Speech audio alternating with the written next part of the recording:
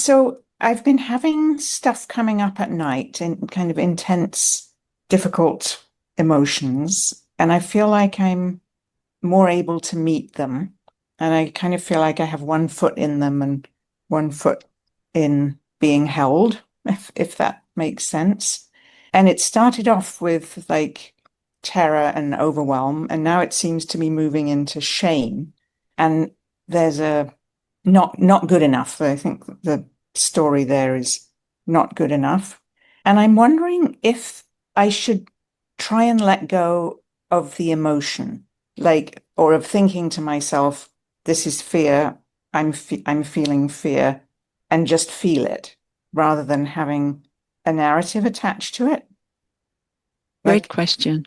okay. When the body, the mind, emotional body, any kind of body, so to speak, is coming kind of free from trauma. In a way, on, uh, it's loosening, it's unwinding. That's the word I was looking for. It's unwinding. In that unwinding, it's really good to let stories come through. It's a way of the brain to come home also. It's like something the brain held in images or felt sense or words.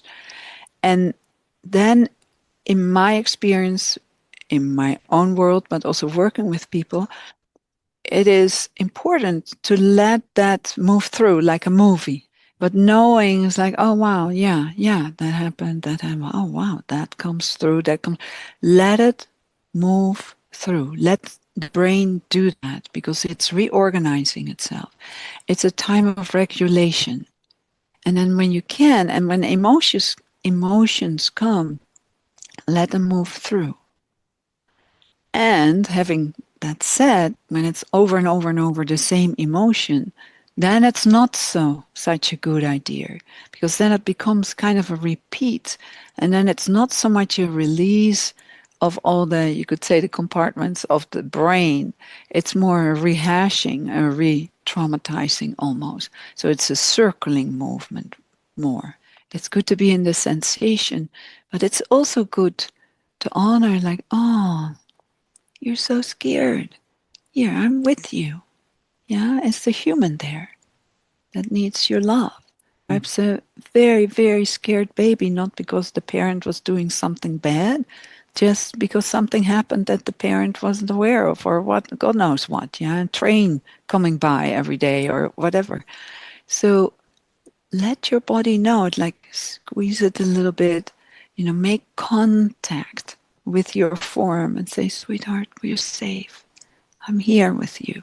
Yeah, it's just a young part that doesn't know it's safe yet. So only to say like, okay, I just distance myself, that's the last thing that part needs. It needs affection because I was not there because I was so scared. But often it's easier to explore when you are in the actual direct experience. But I would definitely stay with the sensation and I would definitely stay with the breath. I would definitely sit up. I would definitely touch yourself. Really very gentle squeezing, breathing, and let it know, sweetheart, I'm here. Of course you're scared. You don't have to be scared anymore. Speak whatever is true in that moment. You don't need to know the memory, but something tries to come home that is very, very scared. And when you or I or a little kid or baby is scared, it wants to be held, wants to have touch, wants to have some relationship. A lot of things in fear, we can just let it move through. But sometimes when there's terror or really incredible fear, we need another. We really need another.